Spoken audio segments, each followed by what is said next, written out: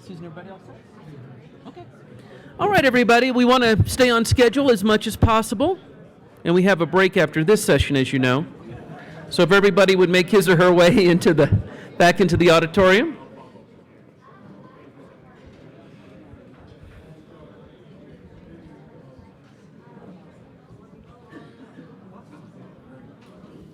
All right, everyone. Again, just a reminder, please to complete your survey. I know a number of you have already done so. If the rest of you would, when you get a chance, we'd appreciate it. Well, over the course of the last few days, we have talked obliquely and indirectly about the so-called Pacific pivot to Asia, the rise of China, the instability on the Korean Peninsula, etc. But now we're going to talk about it directly and exclusively. And we have a superb panel to enable us to do so, and an equally superb moderator to facilitate the conversation. And that moderator is my very good friend, Susan Glasser. Susan is the former editor-in-chief of Foreign Policy magazine. She's currently at Politico, and before that, she was a longtime editor and foreign correspondent for the Washington Post, where, among other things, many other things, she covered in the post-9/11 environment the wars in Iraq and Afghanistan. With that, Susan Glasser from Politico. Thank you so much, Clark. It's a delight to be back here, and I want to thank everyone here. First of all, the Colorado weather has made it a big competition for your time, so I appreciate it very much. I also wanted to say I know this has been a lively and at times even contentious conversation so far, and I must tell you, it might be different, but in our preparation phone call, we were probably the only group that did not have a big debate over Edward Snowden and the NSA. So, feel free to jump up with questions when it comes to that, but we were being good students and following our assigned subject. I thought quickly I'll run through who's here and in what order. This is an incredibly impressive group. Starting from the end, we have retired Admiral Patrick Walsh, who was the head of the Pacific Command, the Pacific Fleet, and so he's going to give us all the actual numbers about the pivot and whether it really exists or not. Right to his right, we have Tom Culligan, who is the Senior Vice President of Raytheon. We have Ambassador Chris Hill, now the Dean at the Korbel School of Public Affairs here at the University of Denver, and a veteran of both many different Asia posts at the State Department, as well as our former ambassador to Iraq, so he can see both sides of the pivot, or if there is one. And we have Gordon Chang as well joining us, who is an author and columnist for Forbes.com. So I want to thank all of them, and without further ado, jump right into our assignment, which Clark has given us. And I think there's one basic question that we want to start off with, which is whether there is, in fact, a pivot to Asia, or it's really an extremely successful branding exercise that we've seen from the Obama administration.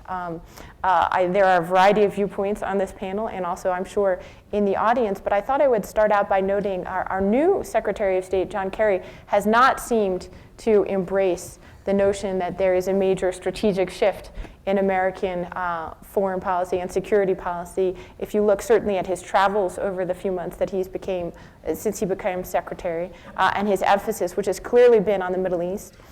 Remember President Obama himself, who began immediately after winning election to his second term by making a big trip to Asia to emphasize the new role that Asia would play in American foreign policy. And of course, what was every event dominated by? It was dominated by conflict in the Middle East. So I thought I'd jump right in and ask our panelists to weigh in on that pretty quickly.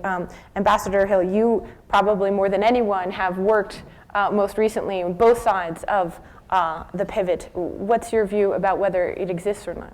Well, first of all, I need to admit to some prejudice against the concept, since I worked East Asia from 2005 to 2009. I made about 48 trips to China, made about 12 trips to places like Bangkok. I even went to New Zealand, and so the notion that somehow we had to rediscover Asia was a little odd for me. That said, I think many administrations have come in and said, look, now is the time the United States needs to rebalance a little its commitments in the world and pay more attention to its Pacific side. So I think what happened with the Obama administration, they came in with that same message in '09, but I think there are a couple of other things happening at the same time. There was the burgeoning economic competition with China, and the China relationship is probably our #1 relationship in the world, certainly the most complex relationship. So the Obama administration comes in thinking about how it's going to manage China. It's also thinking about how we're going to extract ourselves out of a couple of very brutal wars.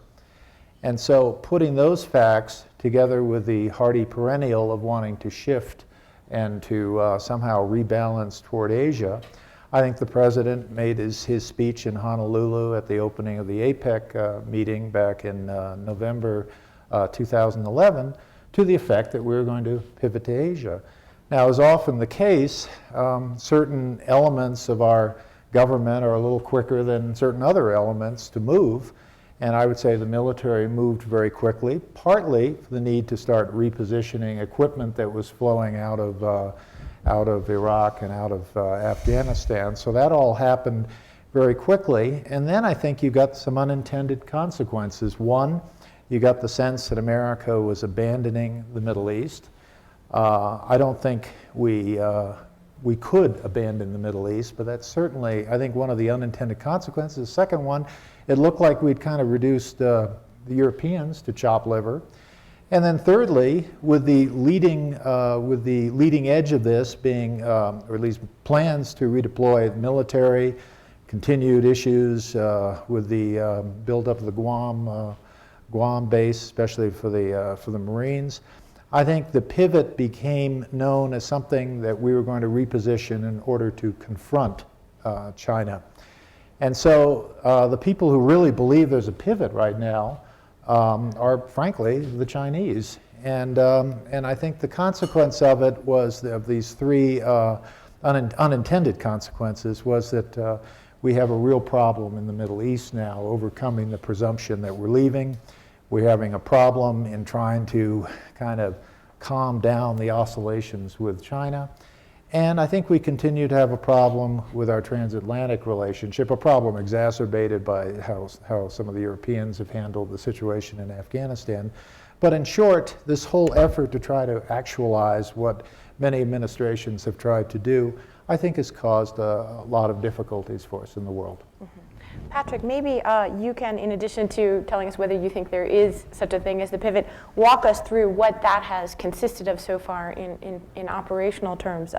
We're familiar with the repositioning of a small number of Marines, question of being allowed to base in the Philippines, for example. Are there substantial, do you think, shifts that you're seeing, at least by the U.S. military, to reflect this policy? We have a crisis on the podium. It's okay. We're calm, cool security professionals here. So, for some time, we've already had 60% of our naval force on the West Coast, or already in Asia Pacific. So that's 60% of our carriers, 60% of our submarines. There's been an effort to move amphibious, capable ships, but remember that means this is a zero-sum calculation on the part of delegations who see ships coming out of Norfolk or ships coming out of Florida, and then having to reposition on the West Coast. So there's some challenges with trying to actually posture forces in the way that some have interpreted with the pivot. I look at this pivot discussion slightly different. I have tried to understand the Pacific in broader strategic terms.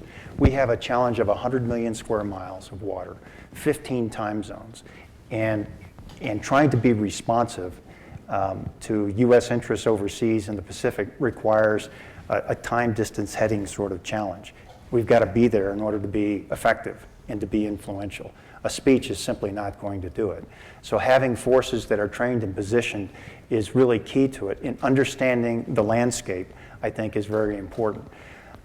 If I could offer just a little bit of context of what got us here and why this becomes even a more important discussion today when it comes to to the points that Ash Carter laid out at the beginning of the conference. He described the manpower, the key cost drivers here for the Department of Defense as manpower, operations, and procurement. The question I would ask is to do what? In the 80s and in the 90s, these were considered general purpose forces that would work across the spectrum of military operations. In other words, because we anticipated spending very little time in counterinsurgency or low-intensity conflict and very little time in high-end warfare, we could swing that general purpose force from one contingency to the next. That worked until 9/11. On 9/11, then we needed to make a significant amount of investment in counterinsurgency, counterterrorism. So the programmatic solution, in order to be effective in that arena, really forced us to invest in special forces and intelligence services that allowed us to fuse actionable intelligence for a find, fix, finish sort of problem. So as we move forward through the fights in Iraq and Afghanistan, we are now looking at a substantial investment required in order to simply keep up with technical developments that are taking place largely in the Pacific when it comes to submarine warfare, the electromagnetic spectrum, areas where we've had really sanctuary for decades. And this challenges the country in ways where we don't have the resources and we don't have the manpower to use old solutions. And so the idea of putting more resources, more intellectual effort into the Pacific, that is true. It's not a precipitous sort of move that comes with the president's speech in Honolulu, but there's a greater emphasis now in terms of how we consider planning and how we look at resources and resource management that's reflective of what we see as the area with the most consequence for populations, for economies, and militaries. Now, I want to come back to Gordon, sort of the big picture geopolitics, but quickly, I want to ask Tom to jump in here on this question of both your big picture view of the pivot and specifically, how do you think this will transform the U.S. military? Do you believe that this will be, as a new policy, a driver of building a next generation of weapons, of rethinking the kind of strategic weapons that we need to have? Or is it more about readjusting and doing different things with the same amount? Well, I think it's a little bit of both, quite honestly. We're in the midst of the strategic planning cycle, and as we, at this time of the year, and it's really important because we're waiting for these policy decisions to come down, and it's a little bit of a guessing game how serious they really are, as the ambassador said. General Welch the other day said that we were going to need some different, new long-range bomber. We're going to need longer-range standoff weapons, those kind of things that will drive companies like our company Raytheon and our competitors, our sister companies, in their technology development programs for the next several years. And these don't happen overnight, so unfortunately the cycles and the testing time takes a little while. And so the more lead time we can get to that, the better. Now at the same time, we're still I don't see us pulling away from Europe or from the Middle East. As the ambassador said, it's really interesting that in my trips overseas recently, in the Middle East in particular, they're sort of offended and worried with just and it sort of emboldens our enemies and scares our friends. So we're going to continue to provide the equipment we've been providing through the industry and many things that the Admiral talked about.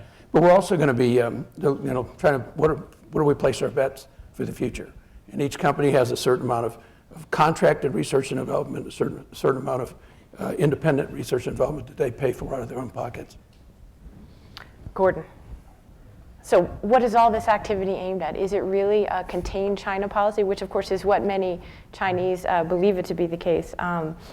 Ambassador Hill's comment reminded me of a piece that we ran recently on foreign policy by He Yafei, the former vice foreign minister of China, who said, "The pivot has aroused a great deal of suspicion in China.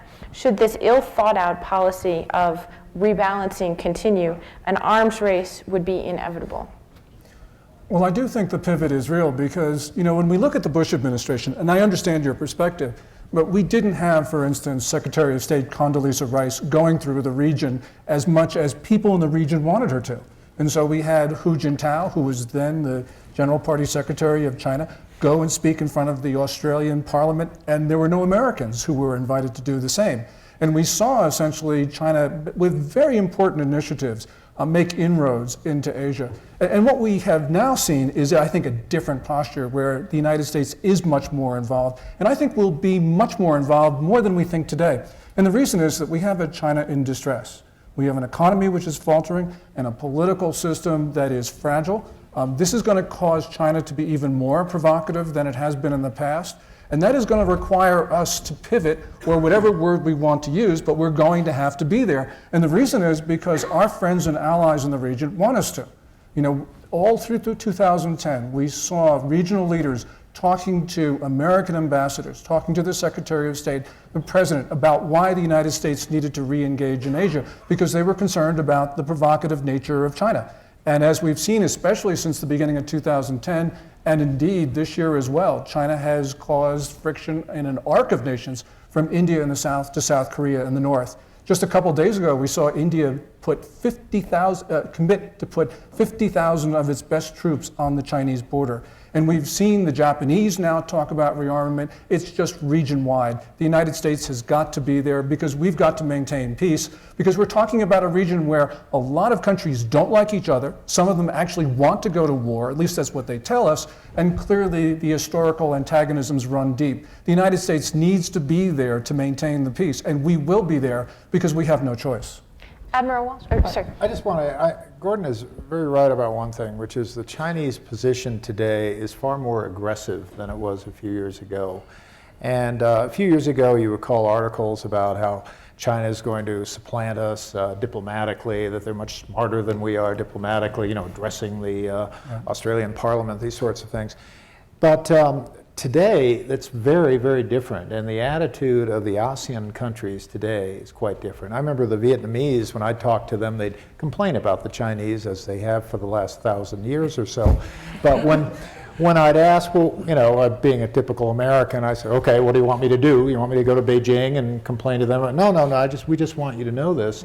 And now the attitude is quite different. I mean, not only do they want us to know, they want us to do something, and they certainly want us to stay. So I think to some extent there have been these changes in this ASEAN-Chinese relationship, and no one is talking about what great diplomats the Chinese are. Mm-hmm. The Pacific Fleet, you obviously spend a lot of your time trying to think about how to characterize and what is the nature of our relationship with China. Containment has become sort of a dirty word for them. But what was your analysis of the nature of it? Does China's long-term investment, they are investing more than perhaps any other growing nation in building up military capabilities they didn't have? They've just learned how to land fighter jets on carriers for the first time. What does that mean in terms of the U.S. posture there? Okay, there's a lot there. To begin with, I think China is one of the most misunderstood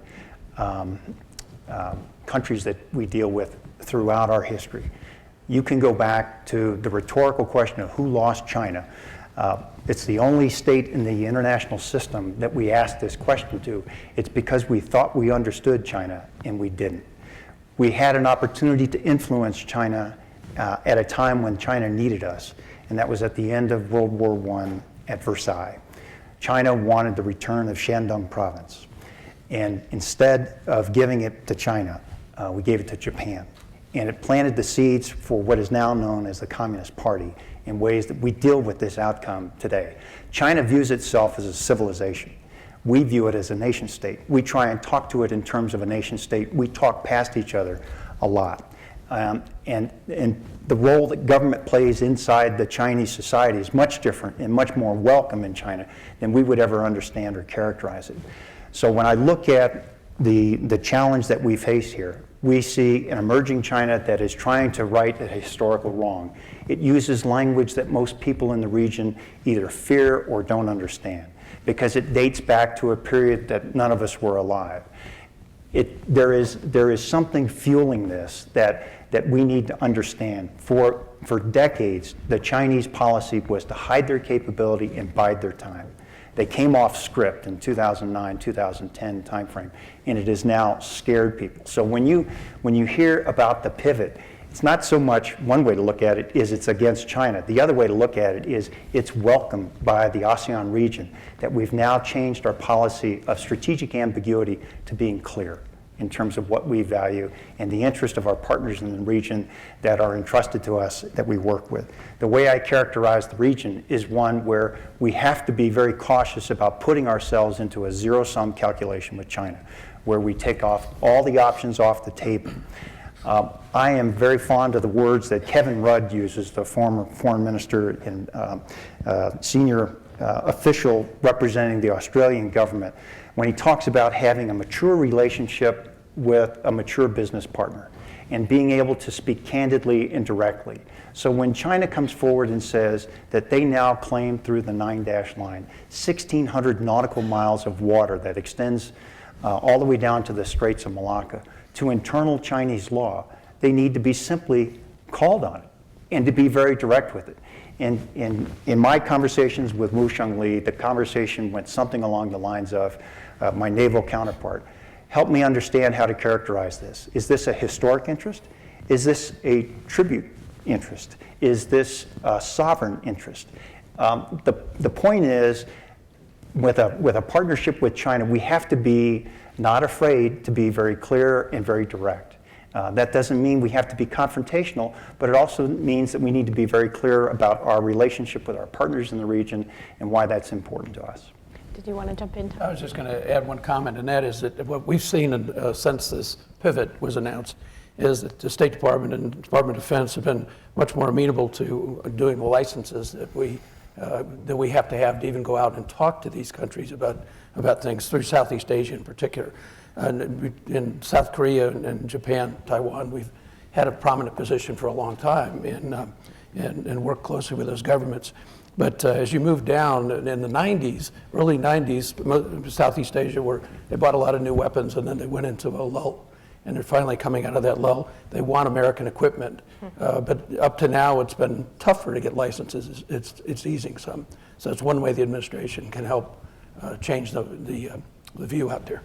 That's fascinating. Now, Gordon, you have a different view than most people about the internal dynamics driving Chinese policy, and what you see is, in a way, the dangerous weakness of the system that the United States and its partners in the region are trying to think about how to respond to. What do you mean by that? Yeah, I think there are two main problems. One is economic and the other is political.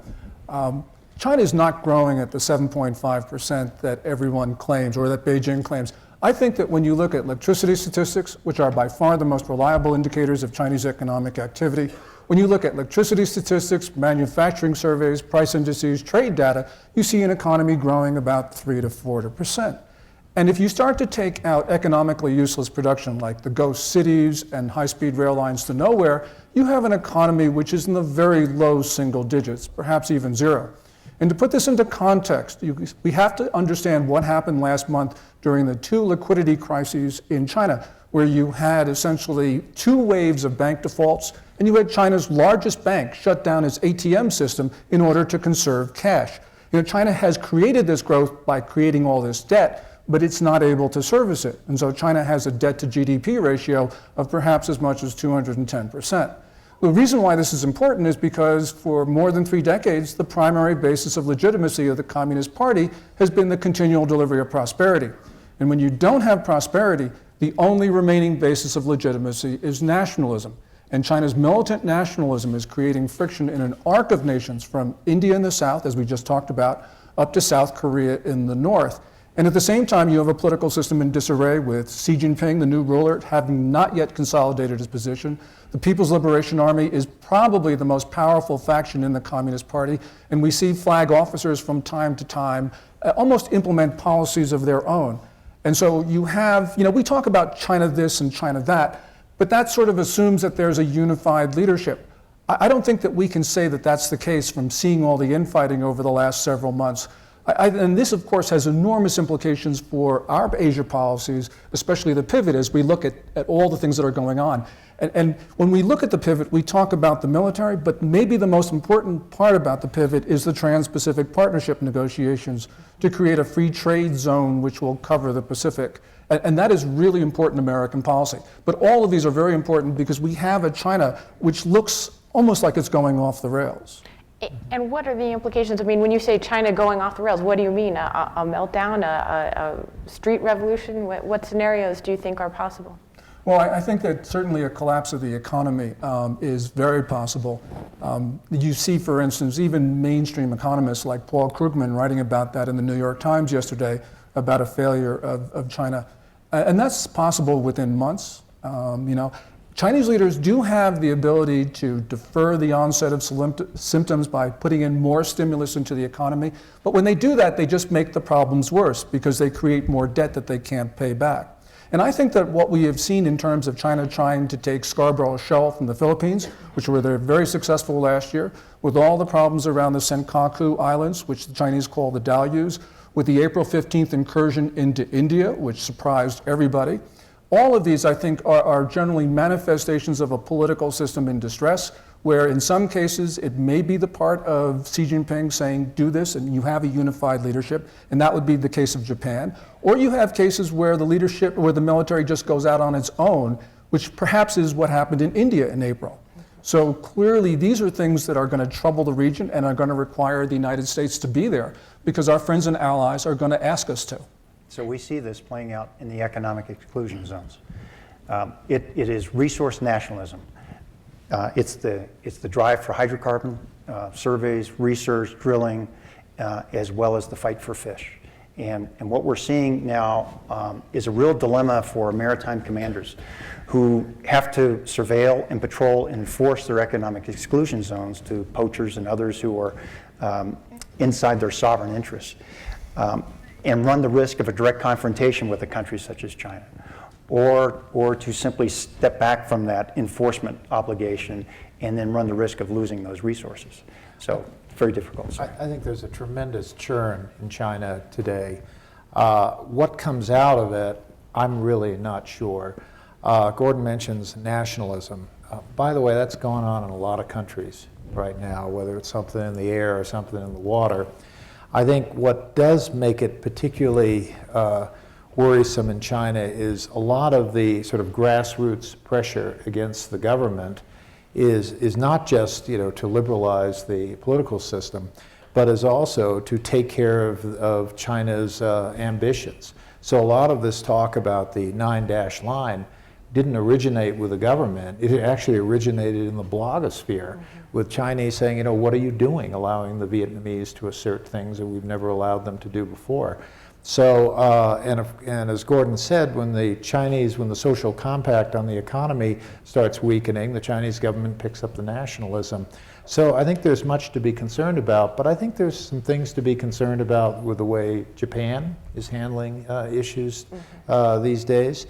And so, and of course, I think the Korean Peninsula, which miraculously we've spent the first 25 minutes ignoring, is something we need to really be concerned about, especially how the Chinese handle this. So I think it does require, I think East Asia does require more bandwidth than we've allocated in the past, because I think we've been very much engaged on these urgent issues in Afghanistan and Iraq.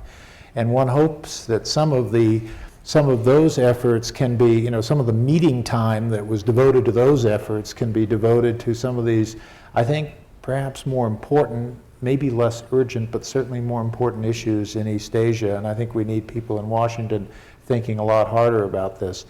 That said, we have a Secretary of State who's now made 6 trips to the Middle East, made 1 to East Asia, but only after making a trip to the Middle East, and I think stopped at the ASEAN Regional Forum for about 20 minutes in Brunei. So I'm not sure the pivot is quite there in his mind. Okay, so I'm going to pick up your challenge on Korea. Ambassador Hill was also the U.S. wrangler in charge of the 6-party talks in the Bush administration. So you have a lot of firsthand experience with a conflict that is all as challenging as the Middle East peace talks that Secretary Kerry is hoping to restart soon in Washington. Hope springs eternal in Washington on the subject of finally getting the Chinese to make common cause with the U.S. on the question of North Korea. Do you think that there's more basis for that hope right now than there has been in the past, that the U.S. and China could actually come together constructively and look towards a new push in North Korea? Well, I think the hope that China will somehow pivot away from North Korea does spring eternal, but one of the reasons it does is there's not much alternative. It's not at all clear to me that we have the capacity to bend the North Koreans to our will there. And it's much clearer to me that in the fullness of time, China will come to understand that the relationship it should want on the Korean Peninsula is the South Korean relationship. I think it did not go unnoticed in China and elsewhere that Kim Jong-un has been sitting at home in Pyongyang while Park Geun-hye, the South Korean president, was invited to China. And I think her visit, over a course of several days, I think was very important because it was not just the Chinese leadership sizing her up as they do every Korean leadership, but it was Chinese people saying, why can't we have one of those? I think South Korea, because of this soft power that it has, South Korea is a country that has just exploded on the world scene. Not just this rapper Psy, but you go to anywhere and it is amazing, the way this country has kind of become a serious place for the rest of the world. So I think South Korea, if they play it right, can help China get away from North Korea. I believe that at the end of the day, our interests there are in making sure we stay in formation with the South Koreans. I think we lost that a little back in 2004. When you see polling data in South Korea that shows 45 to 50% of South Koreans blaming the United States for North Korea's nuclear aspirations, well, you've done something wrong there. So I don't think we have that problem right now, so I don't think we need to kind of rush into any direct talks with the North Koreans or anything like that. But I do think we have to continue to push the Chinese. It's one thing to have maritime disputes with their neighbors. Everyone has maritime disputes except for Switzerland. But when you have, it's one thing to have those, and they can be dangerous. I completely agree with Gordon on that. But to support a country like North Korea is just beyond what you should be demanding from a country like China. I think we really need to put China's attitude towards North Korea in perspective. And I think it's terrific, as Chris points out, that that Chinese people would rather have their country have a good relationship with Seoul rather than with Pyongyang. But we got to remember that in the Chinese political system and in the foreign policy establishment, the People's Liberation Army has at least a veto over China's policy because of the equities of losing perhaps 900,000, maybe 1 million soldiers during the Korean War. And we have to look at this PLA-North Korea connection because it wasn't very long ago, April 15th actually of last year, in the military parade in Pyongyang, we saw 6 transporter erector launchers that were obviously sold by the Chinese to the North Koreans, and this was for North Korea's newest missile, the KN-08. The reason why this is important is we're not worried about North Korea's longest range missiles. In a sense, we can destroy those on the pad because it takes weeks to transport them, put them together, fuel them, test them. But we do worry about the KN-08 because it's road mobile. And I think the reason why on March 15th we had Secretary Hagel talk about missile defense, which the Obama administration really doesn't like, was because of the KN-08. And actually during that press conference on the 15th, they actually mentioned North Korea's KN-08. Well, there wouldn't be a KN-08 problem were it not for Beijing. And I think we need to have some very different type of conversations than we've had in the past with the Chinese, not only in private but in public, because the KN-08 substantially increases North Korea's ability to wage nuclear war on the United States. It's that simple. Tom, do you? I want to say that we do integrated air and missile defense as part of our portfolio, and they've been strong customers up there for many years, and they're upgrading those systems as we speak throughout the region, and so it really is going to have a huge impact on that. And the ability, because obviously if you can't destroy them on the pad, you want to get them as close to liftoff as you can. It just makes the problem a lot easier to solve. But it's a major effort right now, and with a lot of support from the administration, which helps. So if I could comment on the North Korean historical trend to cause provocation in order to either get attention or to get their way in a negotiating position. In March of 2010, the North Korean torpedo sank the rock ship Showdown and lost the life of 46 people. International scientific community comes together and pulls up the ship in 2 different pieces, puts it up so that you can walk underneath it and reconstruct the events of what happened. You can get underneath the hull. You can see the deformation of the hull where the ship broke apart. You can see the residue of the weapon that, in terms of causing the impact and causing the destruction of the ship. And then the community finds on the ocean bottom the impeller blade with North Korean markings on it. So you have now all the evidence that anyone would need in order to come to the conclusion of who was the originator. The concern in South Korea at the time was that 35% of the population still didn't believe it, because no one wanted to have to deal with the sad reality of what this really meant. Several months later, there was a shelling where, in the Northwest Island where artillery fire had caused the loss of innocent life, again on the South Korean side. And overnight, there was a change in the population mood that called for the removal of the chairman of the Joint Chiefs of Staff and their defense minister as well. It became quite clear with 95% of the population that they weren't going to just simply allow the provocation path, which had been the historical record, to continue. This is my concern, is that if Kim Jong-un tries to do something like this again, I don't think the population is going to go for this. So is there anyone here in this group who would be an optimist when it comes to new prospects for China to cooperate with the U.S. on the North Korea situation, or that we haven't really moved I think it's inevitable. I just don't know when. I mean, I think it's inevitable that North Korea will finally implode. I just don't know when, and I don't know how. I don't see it staying there for the rest of history, and I don't see the Chinese standing by it for the rest of history, but a lot of that depends on Chinese internal politics. Right now, Chinese internal politics has a North Korea defeat being a U.S. victory and a Chinese defeat. They worry that we would somehow, bring troops up on the Yalu, et cetera, et cetera. There's a lot of zero-sum thinking in China. So I don't look for any short-term change in Chinese views, but I think in the longer term, I think it makes sense for them to turn away from North Korea. But the question is there a longer term on the North Korean Peninsula? Because as the Admiral talked about, you have these deadly incidents. One of them could easily spiral out of control. You have in Kim Jong-un an untested leader, and in no time since 1948 has a North Korean leader had a smaller base of support than Kim Jong-un has today. And so you can have instability inside Pyongyang causing, again, very aggressive behavior towards the South. And what we need is China not to be responsible a decade from now. We need China to be responsible now because, as we see, the North Koreans are proliferating nuclear weapons technology to Iran. They're proliferating ballistic missiles to Iran. A couple days ago, we saw that North Korean freighter with the radars on board, which, no one's really concerned about Soviet-style radars, but we are concerned about what the North Koreans could have put in that ship, sending it to Cuba in the first place. So we just don't need to have problems from the North Koreans, and we need China's support now. Yeah, I mean, we will not launch a military solution to the problem of North Korea, but if North Korea does that, we will be there with the ROK. I don't see the Chinese intervening, and I would think that would be kind of the last provocation from the North Koreans. But I'm not in a position to predict when that would happen. So I want to get to the audience questions in just one second.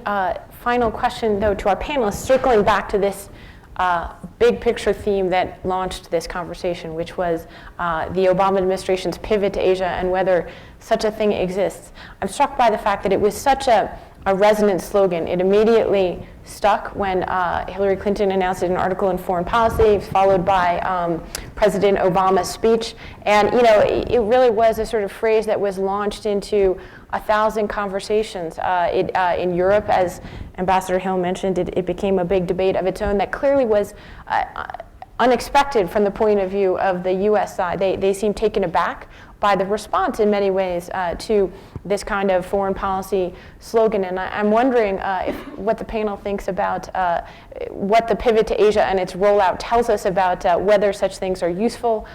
Is this a function of intensive media scrutiny of U.S. foreign policy these days, or does it speak more to the administration and what it takes to justify a strategy rollout?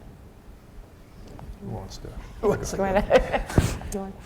Well, I think one place to start would be recognizing that in the view of those who live there, When we make an overt statement that we are now putting more emphasis, resources, people into Asia Pacific, that there's something behind it. So I would be very concerned about the strategic communication that rolls out a plan that involves a lot of speeches, but there's nothing more tangible or obvious that comes with it. Because people in the region are watching. They're watching our economy. They're watching our sequester. They're watching our, our operations in terms of where we're going and what we're doing. And it seems to be conflicted if at the same time we're going to put greater emphasis on the Pacific, but we're going to defer maintenance and shut down air wings and put ships, tied up. It's hard to imagine what the real message is for those who reside in the region. Yeah, I think in preparation for this, I went back and read those speeches you mentioned and a few others, and it strikes you as a very well-managed campaign of rolling it out. And then the question of where's the beef, and when you get beyond that. And I think, as Admiral said, it's the follow-on. Are they really seeing things? Putting a littoral combat ship in Singapore, or even several of them, some additional Marines in Australia, those are somewhat symbolic, but I don't think that's going to worry the Chinese very much. I think I think it will become real in the sense that we are very much sharing in the architecture of Southeast Asia. We've been much more interested in some of these talk shops that they have created, the East Asia Summit, et cetera. It may not mean a lot to us, but it means a lot to them. I mean, for me, trying to get the president to go to those things, you had to go through presidential schedulers. And as I explained to one Southeast Asian, you had Huns, Visigoths, and then presidential schedulers. I mean, they are not easy to... So now I think it's kind of understood the president's got to schlep his or her way out there. So I think it's real. And the other point to keep in mind is Southeast Asia, we're talking 600 million people. We're talking, together, those ASEAN countries, one of the largest economies in the world. I think there'll be more attention. Then one other point, in the United States, you hear people talk about our economic weakness. I think we have some political weakness here, or political problems, I should say. But viewed from afar, we are an economy that's seen as really poised for the next century. I mean, look at our energy. In Colorado, we're very aware of the whole this whole development of shale oil and gas. I mean, this is amazing stuff. And I think other countries are realizing this. And so this notion that the U.S. has, had its day. I mean, in my career, I've heard that several times, and we've bounced back. And I think we're in the midst of doing that now, provided we can kind of figure out some of our political problems. So I think we can be a big player there. And I think the Chinese are going to have to adjust to our presence, and I think they understand that. Yeah. Just quickly, and then I think the pivot is real because of the Trans-Pacific Partnership negotiations, because President Obama went to Burma, which is really an incredible thing when you think about it. And I also think that, when it comes to the military, it just takes one incident in the South China Sea for sequestration to be out the window as a concern. Because when that happens, I think that people in Washington will see that readiness really is important. Okay, lots of questions out there. You, sir, in the back. Thank you very much for a very informative panel. I admit that this is not my area, but as a naval officer and a student at the Naval War College, it's quickly becoming one. So my question has to do with partnerships and security partnerships. Should there be a NATO-like model, or do we rely on bilaterals and in some cases trilaterals, such as the ANZUS, to develop those relationships so that we have that commonality of purpose and uniform voice? And also, what are the challenges associated with things like nuclear-free zones in Japan or New Zealand? Thank you. You want to talk about the partnership part of it on the political side? Well, I'll just say that the Partnership for Peace that we saw in Europe, Central Asia, is known in East Asia as Pacific Command, basically. Everything that happens is because of the fleet and the command putting it together. Is that a sustainable way to do those things? Are there other things like the ASEAN Regional Forum, that sort of thing. I suspect they will emerge, and I think the architecture that you speak of is something really a work in progress. But I think what has been so important, 200 years from now, when they write about the emerging security architecture in East Asia, it'll be the Pacific Command that will be the organization that started putting it together, and I think very successfully getting Indonesians to talk to Malaysians, to talk to Singaporeans, et cetera. And I'm hopeful that we can get to further stages. You need to get the Japanese to talk to the South Koreans, our two best allies. No, that will come later. That's a 300-year project. When we had that terrible tsunami back in the end of 2004, I went to the Korean president, Roh Moo-hyun, and I asked if they could arrange for some Korean humanitarian shipments to be put on a Japanese ship that was leaving Japan. And you would have thought he had asked me the most impossible task in the world. It was just impossible to even talk about that. I think, again, and I give PACOM a lot of credit for this, I think they've been able to kind of work some of those things, and maybe it's more possible today if, God forbid, there's another such natural disasters. But natural disasters should be a way to kind of spur people to work together, and I think by and large that's the trend. If there's a way to develop partnerships, it's definitely at sea, because there's so many different functional areas in terms of supporting humanitarian assistance, disaster relief, submarine rescue. There's a very long list of activities that we can engage together without worry or fear of having flags too close to each other. In other words, the political sorts of calculations that go into countries working closely together, they can be close or they can be as far away as they need to be politically. But the point is they can focus on a specific mission, and they can work towards each other's betterment. And go ahead. I was just going to say the opening to Burma, I think if you go through how that happened, it was that terrible storm in Burma where Tim Keating arrived with some assistance from Pacific Command. Sitting on the ramp. Sitting on the ramp. And I think if you go back, you can see how that was a catalyst for it. And so that's traditionally how navies have come in contact with each other, how openings took place between the United States Navy and Pacific nations as well with their navies. I think there's real opportunity here that we don't want to lose track of, because these activities really do contribute to the larger good in the region.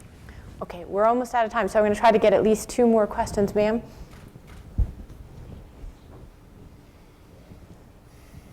Excellent panel, thank you. Pamela Brown from Fox News. I would just like to further a question about what I believe Admiral Wolf said in terms of China a little bit being in a resource nationalism as well as a fight for fish. But I want to extend that to what we may know about China's interest in Africa and their extreme aggressiveness for resources and building infrastructure in areas where we are sort of behind the ball. Thank you.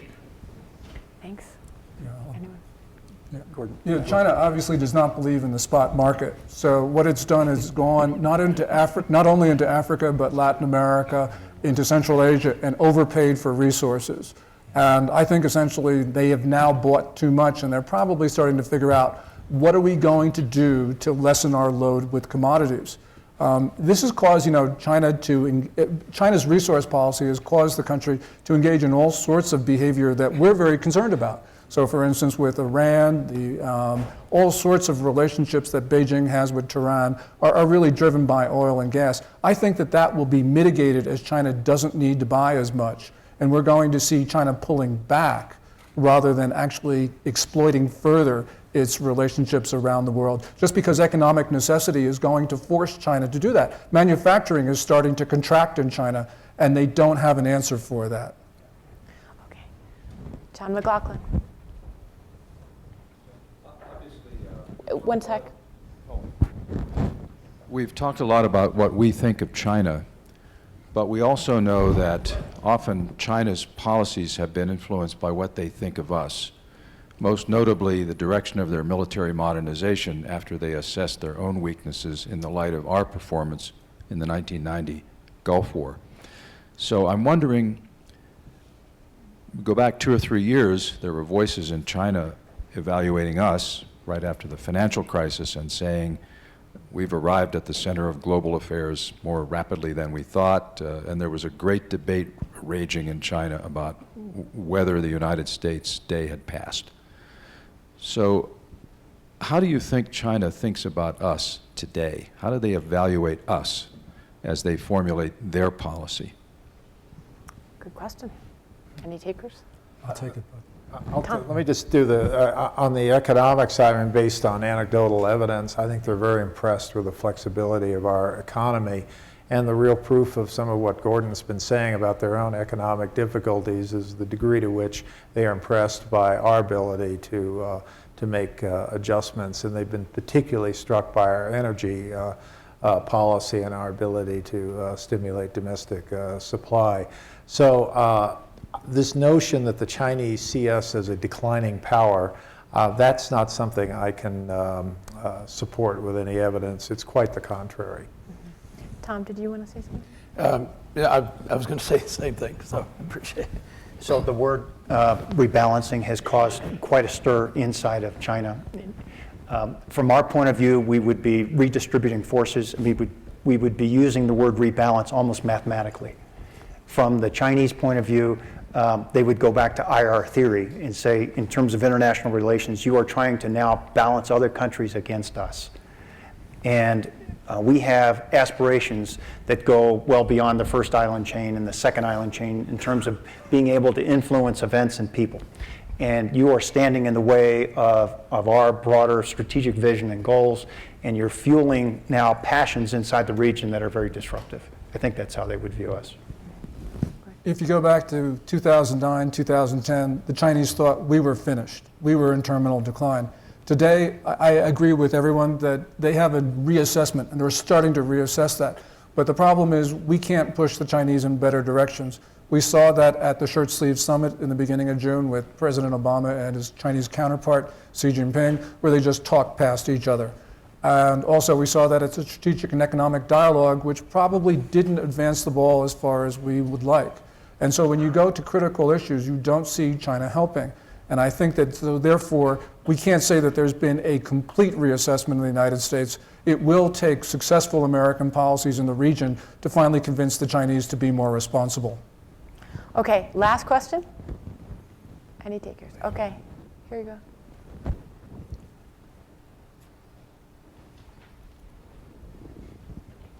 John Doyle with the 4G War Blog, and also for this event, Stringy for Aviation Week. Most of the panel has said that China's words and deeds have alarmed the people in the area, and they are looking for us to be there. We can't run away from our responsibilities. But I'm just wondering, how do you reconcile that with what we heard yesterday at the Preventing Conflict panel with Admiral McRaven and some of the other panelists saying their plan is for a small footprint presence as trainers and getting the partners and the allies to do the heavy lifting or the dirty work, whatever the situation may be. Question. You want to do it? I'm not sure that I follow exactly the point that you're trying to make. Maybe if you could elaborate. I think just a it's the little. notion that somehow we're staying in the background. Right, that the future U.S. strategy is going to be more small footprint Yeah. and less Yeah. big geopolitics and strategic. So we have colleagues in the region, in this case it was academics from Malaysia, who said any change in U.S. footprint or forward presence is a game changer in the region. In other words, as we are going through this debate inside the country in terms of our resources and the ability to fund the fleet and to continue to build ships, we want you. We want you over the horizon. We don't want you right next to us, but we want you in the region because we simply don't trust one of our own to emerge as a leader. Yeah, if I could add one comment, I think I saw something that we have a 350,000 in the region, troops and sailors in the region. I mean, that's a real presence, but it's a big region. So, and I think we have over time put people in places to take care of these small contingency things. If I could just make a more global comment about that. I mean, we've described a situation today with China that's quite different from just a few years ago. And that speaks to the fact that things change. And I think we have to be a little careful not to kind of overreact to things that we see in China, to understand that this is a long-term proposition, that our relationship with China is, I think, in many respects too big to fail. We need to work these things through. And I think we need to take some of the oscillations out of this and sort of be a little calm about it, a little self-confident about it. Because I really do believe, I mean, notwithstanding our political problems, that we do have a better political system, and I have no doubt we have a better economic system. And and by the way, I think we have better diplomats as well. So I think, of course. Yeah, I really do. You know, even before the pivot, we had some good ones. But so I think we really need to kind of take some of the oscillations and be calm when we talk about these issues. So, Gordon, I'll give you the last word here. Just to talk about the basing rights, you know, you see the littoral combat ships in Singapore. You see the Filipinos asking us go back to Subic, at least on a temporary basis. You see Vietnam, Cam Bay, American ships there. And you see, I think, perhaps the most important evidence of this, and that is the Okinawans have stopped complaining about Futenma. So you do see a new attitude in the region, and it's because the Chinese are much more aggressive and hostile, and we probably do need a new attitude towards China.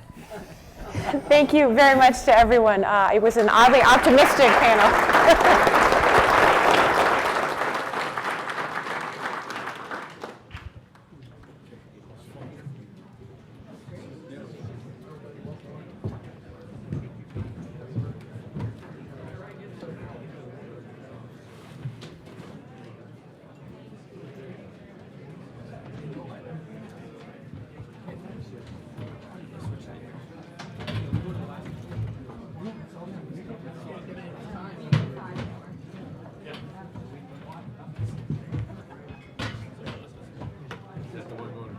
Yeah.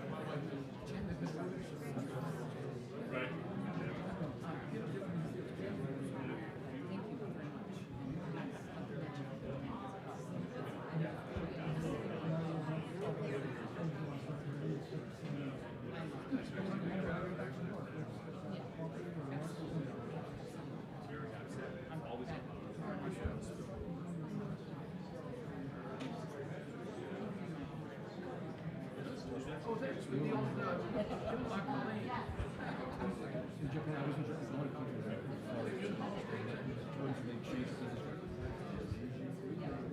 what it's called, but it's a whole ritual. You do it with both hands.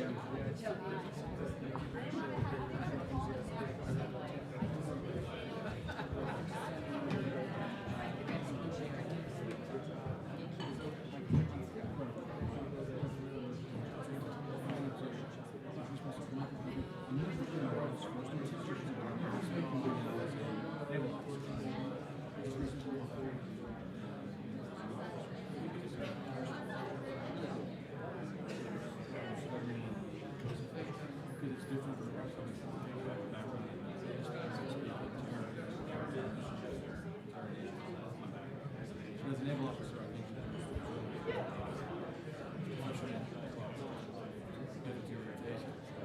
and it's a Herculean effort.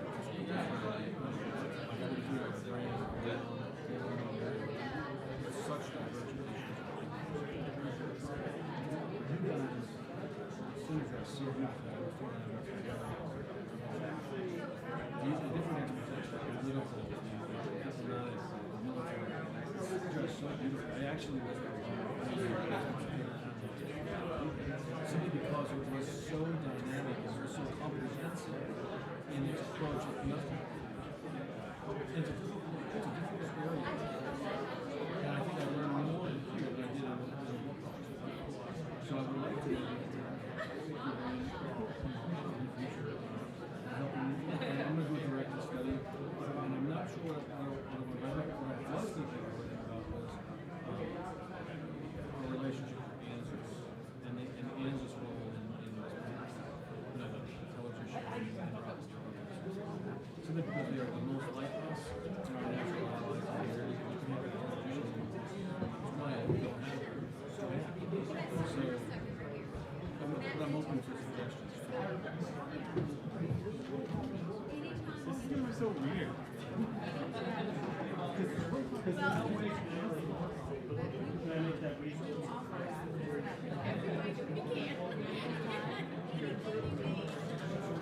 Hey, I'm done, Dave. You're going to take over. I can't.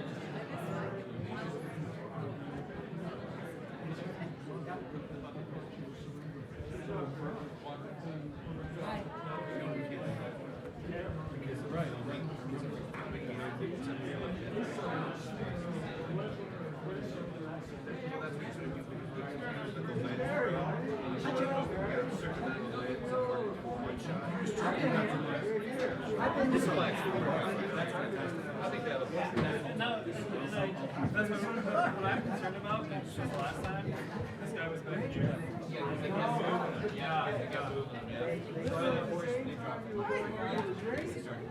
Right. So I was thinking like if we put the middle ones furthest back, that's good. That would because they're looking at this guy. Hi guys, how are you? Just great, thank you. Are you my moderators? I am. Yeah. There you go. Cool. That's a good idea.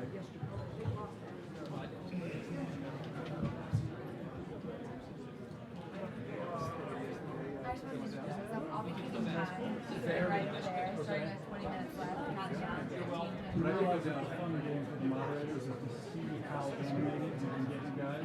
Make eye contact. No, just waiting to like get into jumping jacks. That's funny. That's a good idea.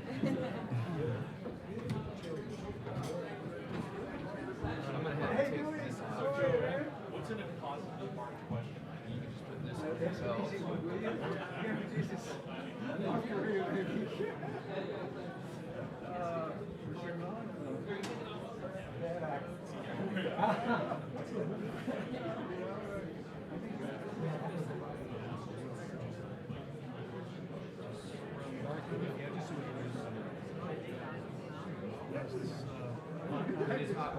Volunteering. And if you have a cell phone on. Yes.